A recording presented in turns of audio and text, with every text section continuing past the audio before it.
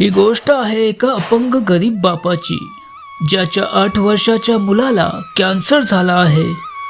त्या मुलाचं शेवटचं स्वप्न आहे की त्याला विमानात प्रवास करायचा आहे. तर एक गरीब बाप आपल्या मुलाचं स्वप्न पूर्ण करू शकेल का? पाहूयात पुढे काय घडतं. हा आहे विरय्या. एका पायाने अपंग आहे. विरय्या आणि त्याचा 8 वर्षाचा मुलगा राजू एका झोपडपट्टीत राहतात. विरय्या एक सार्वजनिक शौचालय चालवत असतो. त्याच्यावरच त्यांचा घर खर्च चालत होता. विरय्याकडे एक सायकल होती. त्या सायकलवरून विरय्या रोज राजूला शाळेत घेऊन जात असे. शाळेत जाताना राजू नेहमी विमानतळाच्या कुंपणापाशी थांबून तिथून विमान उडताना पाहायचा. उडणारा विमान पाहून राजू खूप खुश व्हायचा. राजूला विमानात बसण्याची खूप इच्छा होती. तो एक दिवस विरय्याला म्हणतो की पापा, प्लीज मला कधीतरी विमानात बसव ना. त्यावर विरय्या म्हणतो की तू खूप अभ्यास करून चांगल्या नोकरीला लागला की तू स्वतःच विमानात बसू शकशील. हे ऐकून राजू खुश होतो. रस्त्यात एक दुकान लागतो. विरय्या राजूला चॉकलेटसाठी काही पैसे देतो. पण दुकानात गेल्यावर राजू चॉकलेट न घेता त्या दुकानातून छोटंसं विमान खरेदी करतो. तेव्हा आपल्याला समजतं की राजूला विमानाचं खूपच वेड आहे. राजूला शाळेत सोडून विरय्या आपल्या कामाला जातो. हे आहेत विरय्याचे मित्र डॅनियल आणि कोटी. डॅनियल रिक्षा चालवतो तर कोटी चप्पल शिवण्याचं काम करतो. हे सर्वजण एकाच झोपडपट्टीत राहतात. कोटीचं सुमतीवर प्रेम असतं, पण ती बाई वेश्या व्यवसाय करत असते.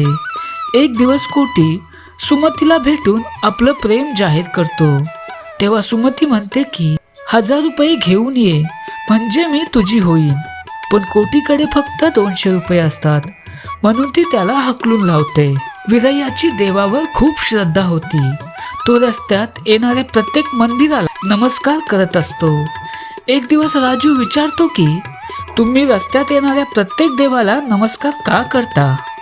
त्यावर विरय्या म्हणतो, देवच आपला पालनहार आहे.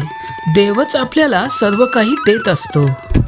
त्यावर राजू म्हणतो की जो आपल्याला सर्व काही देत असतो त्याला देव नाही तर पापा बोलतात. दुसऱ्या दिवशी राजूच्या शाळेत शिक्षिका सर्व मुलांना विचारते की तुम्ही मोठे झाल्यावर कोण होणार? त्यावर राजू म्हणतो की मी विमानाचा पायलट होणार. हा आहे आईन्स्टाईन, डॅनियलचा मुलगा. हा नेहमी वर्गात थापा मारत असतो. तो राजूला विमानाबद्दल काही थापा सांगत असतो, पण राजूला ते सर्व खरं खरं वाटतं. शाळा सुटल्यावर राजू आणि आईन्स्टाईन विमानतळावर जातात जवळून विमान पाहण्यासाठी. पण तिथे सिक्युरिटी गार्ड त्यांना हकलून लावतो. हे सर्व डॅनियल पाहतो आणि दोघांना घरी घेऊन येतो. विमानतळावर गेले म्हणून डॅनियल आपल्या मुलावर भडकतो, पण विरय्या राजूवर भडकत नाही. तो राजूच्या सर्व चुका माफ करतो. राजूची विमानाची आवड पाहून एक दिवस विरय्या राजूला एका पार्कमध्ये घेऊन जातो. तिथे खूप सारे विमानाचे पाळणे असतात. राजूला एका पाळण्यात बसवून त्या पाळण्यावाल्याला जोरात पाळणा फिरवायला सांगतो. यामुळे राजूला विमानाची भीती वाटून त्याच्या डोक्यातून ही विमानात बसण्याचा वेळ निघून जाईल. परंतु राजूला त्या पाळण्यात खूपच मजा येते. तो विरय्याला म्हणतो की या छोट्याशा विमानात इतकी मजा आली तर खऱ्याखुऱ्या मोठ्या विमानात किती मजा येईल. एक दिवस राजूच्या शाळेतील हेडमास्टर विरय्याला सांगतात की राजू परीक्षेत पास झाला आहे आणि त्याला आता सैनिकी शाळेत ॲडमिशन मिळणार आहे. हे ऐकून विरय्या खुश होतो आणि मिठाई घेऊन शाळेत येतो. राजू विरय्याला पाहून धावत सुटतो, पण अचानक चक्कर येऊन खाली कोसळतो. लगेच ॲम्ब्युलन्स बोलवून राजूला दवाखान्यात ॲडमिट केले जाते. रात्री विरय्या राजूला घेऊन घरी परततो. आता विरय्या खूपच दुःखी दिसत होता. रात्री विरय्याला झोप लागत नाही. तो उठून रडू लागतो. देवाला जाब विचारू लागतो, माझ्यासोबत असे का घडले? कारण राजूला दवाखान्यात ॲडमिट केल्यावर विरयाला डॉक्टर सांगतात की राजूला कॅन्सर आहे आणि कॅन्सर शेवटच्या स्टेजला आहे. राजू आता फार फार फक्त 30 दिवस जगू शकतो. सकाळी उठल्यावर राजू म्हणतो की पप्पा लवकर तयारी करा, मला शाळेत जायचं आहे. पण विरया म्हणतो की आता तू शाळेत नको जाऊस, बाहेर मित्रांसोबत खेळायला जा. नंतर विरया मेडिकलमध्ये राजूची औषधे घ्यायला जातो. औषधांचा बिल 4,000 रुपये होतो, पण विरयाकडे फक्त 2,000 रुपये असतात. त्यामुळे विरया फक्त 15 दिवसांची औषधे घेतो. औषधे घेऊन विरया आपल्या कामाच्या ठिकाणी पोहोचतो. तेव्हा तिथे खूप गर्दी जमली होती. तिथे रस्त्याचे रुंदीकरण होणार होते. त्यासाठी विरयाचा सार्वजनिक शौचालय हटवण्याचा आदेश नगरपालिकेने काढला होता. विरया गयावया करू लागतो, अधिकाऱ्यांच्या पाया पडू लागतो, परंतु सरकारी आदेश असल्याने शौचालय तोडण्यात येतो. दुःखी विरया आपल्या घरी परततो. घरी आल्यावर राजू कुठेच दिसत नाही. आजूबाजूलाही तो सापडत नाही. विरया सगळीकडे शोध घेऊ लागतो. शेवटी विरया विमानतळाच्या कुंपणापाशी जातो. तिथे राजू बेशुद्ध पडलेला असतो. विरया राजूला शुद्धीवर आणण्याचा खूप प्रयत्न करतो, परंतु राजू शुद्धीवर येत नाही. इतक्यात तिथून एक विमान आकाशात उडतो. विमानाचा आवाज ऐकून राजू शुद्धीवर येतो आणि जोरजोरात टाळ्या वाजू लागतो. हे पाहून विरया राजूला वचन देतो की मी तुला खऱ्या विमानात नक्की बसवेन. दुसऱ्या दिवशी विरया बुकिंग ऑफिसला जाऊन विमानाच्या तिकिटांविषयी चौकशी करतो. त्यावेळी समजतं की विमानात प्रवास करण्यासाठी 10,000 रुपयांची गरज आहे. घरी आल्यावर विरया विचार करू लागतो की 10,000 कसे जमा करणार, माझ्याकडे आता कामही नाही. यासाठी विरया त्याच्या मित्रांची मदत घेतो. तेव्हा डॅनियल सांगतो की तू अपंग आहेस तर तुला सरकारी अपंग निधी मिळेल. यासाठी सर्वजण सरकारी कार्यालयात जाऊन अपंग निधीसाठी फॉर्म भरतात. अधिकारी सांगतो की विरयाला दर महिन्याला 3,000 रुपये निधी मिळेल. त्यावर विरया म्हणतो की मला 3 महिन्याची निधी आत्ताच द्या. त्यावर तो अधिकारी भडकतो आणि त्यांना तिथून हाकलून लावतो. त्यानंतर विरया एका लाकडाच्या फॅक्टरीत जाऊन काम मागतो. विरयाची परिस्थिती पाहून त्याला तिथे काम दिले जाते. त्यानंतर विरया तिथे रोज काम करून घर चालवू लागतो. राजूचा आजार खूपच वाढत चालला होता. विरयाला चिंता वाटू लागते की कधीही राजू जग सोडून जाऊ शकतो. म्हणून दुसऱ्या दिवशी विरया फॅक्टरीच्या मालकाला भेटून त्याच्याकडून 10,000 रुपयांची मागणी करतो. विरया सांगतो की माझ्या मुलाचं विमानात बसण्याचं स्वप्न आहे, त्यासाठी 10,000 पाहिजेत. यावर फॅक्टरी मालक भडकतो आणि विरयाला हाकलून लावतो. दुसऱ्या दिवशी विरया फॅक्टरीमध्ये काम करत असताना फॅक्टरीचा मालक तिथे येतो आणि विरयाला लाथ मारतो. तो विचारतो की गल्ल्यातून 50,000 रुपये चोरून कुठे ठेवलेस. विरया सांगतो की मी चोरी नाही केली, परंतु फॅक्टरी मालक ऐकायला तयार नाही. तो विरयाला पोलिसांकडे घेऊन जातो. तो पोलीस खूप डेंजर असतो.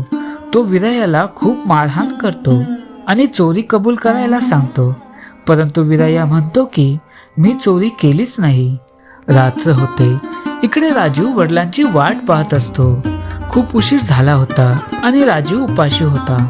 म्हणून डॅनियलची बायको राजूला आपल्या घरी घेऊन जाते व त्याला जेवण देते. दुसऱ्या दिवशी फॅक्टरीचा मालक पोलीस स्टेशनला येतो आणि सांगतो की विरयाने चोरी नव्हती केली, माझ्या मुलानेच नकलतपणे ते पैसे घेतले होते. यामुळे पोलीस विरयाला सोडून देतात. रात्री विरया आपल्या मित्रांना राजूच्या आजाराबद्दल सांगतो. तो म्हणतो की राजूला कधीही काही होऊ शकतो, त्याआधी मला त्याचं विमानात बसण्याचं स्वप्न पूर्ण करायचं आहे. तेवढ्यात राजू बाहेर येतो आणि म्हणतो की पापा, माझ्या तोंडातून रक्त येत आहे. लगेच राजूला दवाखान्यात ॲडमिट केले जाते. डॉक्टर सांगतात की लहान मुलगा आहे ना, त्याचं शरीर कॅन्सरशी फाईट नाही करू शकत, त्याच्याकडे आता खूपच कमी दिवस उरलेत. विरया अजून चिंताग्रस्त होतो. रात्री डॅनियल विरायाला काम शोधण्यासाठी एका मित्राकडे घेऊन जातो. तिथे त्याला एका पार्टीमध्ये जोकर बनून लहान मुलांचं मनोरंजन करण्याचं काम देतो.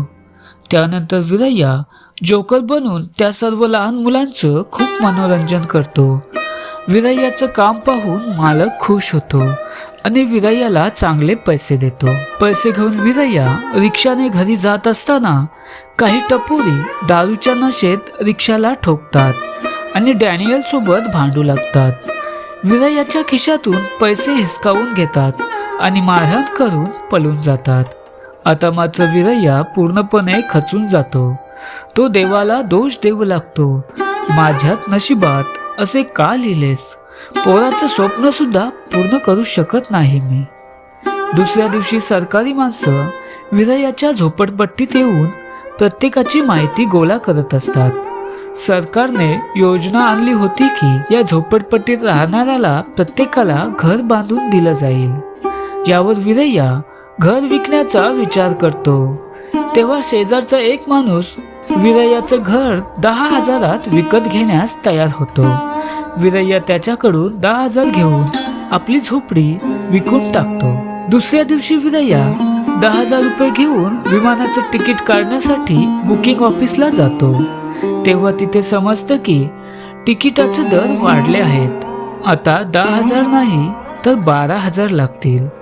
बिचारा विरय्या पुन्हा दुःखी होतो. विरय्या आपली सायकल विकून टाकतो. त्याचे 1,000 रुपये मिळतात, परंतु अजूनही 1,000 रुपये जमा करायचे होते. इकडे कोटीजवळ 1,000 रुपये जमा झाले होते. ते पैसे घेऊन तो सुमतीकडे जाणार होता आणि आपली इच्छा पूर्ण करणार होता. रस्त्यात विरय्याला कोटी भेटतो. विरय्या त्याच्याकडून 1,000 रुपयाची मागणी करतो, परंतु कोटी खोटं सांगतो की माझ्याकडे पैसे नाहीत. असं बोलून कोटी सुमतीला भेटायला येतो. तिला पैसे देऊन तो तिच्यासोबत घरात जातो, परंतु नंतर कोटीला आपल्या वागण्याचा पश्चाताप होतो. आपली इच्छा कधीही पूर्ण करता येईल, परंतु यावेळी राजूची इच्छा पूर्ण करणे महत्त्वाचं आहे. म्हणून तो सुमतीकडून पैसे हिसकावून घेतो आणि विरय्याला येऊन देतो.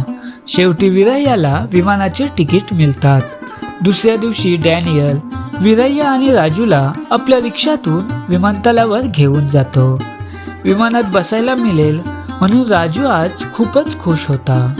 विमानतळावर आल्यावर विरय्याला काही समजत नाही की कुठे जावे, काय करावे. इतक्यात एक एअर होस्टेस विरय्याला दिसते. तो तिच्याकडून मदत मागतो. ती एअर होस्टेस त्यांच्याच विमानातील असते. विरय्या तिला सर्व काही आपली कहाणी सांगतो. ती मुलगी विरय्याला सर्व काही मदत करते. विमान आल्यावर दोघांना विमानात बसण्यासाठी नेले जाते. इतक्या जवळून विमान पाहिल्यावर राजू खूपच खुश होतो आणि विमानाला मिठी मारतो. नंतर ते दोघे आपापल्या सीटवर जाऊन बसतात. विमानात बसल्यावर विरय्या राजूला म्हणतो की आपण आता खूप उंचावर आकाशात उडणार आहोत, परंतु विमान उडण्याआधीच राजूचा मृत्यू झाला होता. हे पाहून विरय्या खूप दुःखी होतो. काय करावे त्याला सुचेनासे होते. इतक्यात ती एअर होस्टेस तिथे येते. राजूचा मृत्यू झालाय हे पाहून ती म्हणते की आपल्याला विमान थांबवावे लागेल, तुम्हाला खाली उतरावे लागेल. तेव्हा विरय्या तिच्या पाया पडू लागतो. तो म्हणतो की प्लीज माझ्या मुलाचं स्वप्न पूर्ण होऊ द्या, त्याला विमानात उडायचं आहे. विरय्याचं दुःख त्या एअर होस्टेसलाही पाहत नाही. ती याबाबत कुणालाही काहीही न सांगण्याचं वचन देते. त्यानंतर विमान आकाशात उडतं आणि विरय्या राजूशी गप्पा मारू लागतो. त्याला खिडकीतून खालचे जग दाखवू लागतो. पूर्ण प्रवासात तो राजूशी गप्पा मारत असतो. विमान लँड झाल्यावर ती एअर होस्टेस विरय्या जवळ येते, कारण राजूला न्यायला ॲम्ब्युलन्स बोलवली होती. परंतु तिथे गेल्यावर कळतं की राजू सोबत विरय्या सुद्धा हे जग सोडून गेला होता. इथेच आपली कहाणी संपते आणि शेवटी स्क्रीनवर एक लाईन येतो की आपल्याला सर्व काही देतो त्याला देव नाही तर पापा बोलतात. मित्रांनो, तुम्हाला ही कहाणी कशी वाटली जरूर सांगा आणि आपलं हे चॅनल सबस्क्राईब करायला विसरू नका. तर भेटूया पुन्हा अशाच एका गोष्टीसोबत. तोपर्यंत हसत राहा, काळजी घ्या, कारण जीना इसी का नाम है.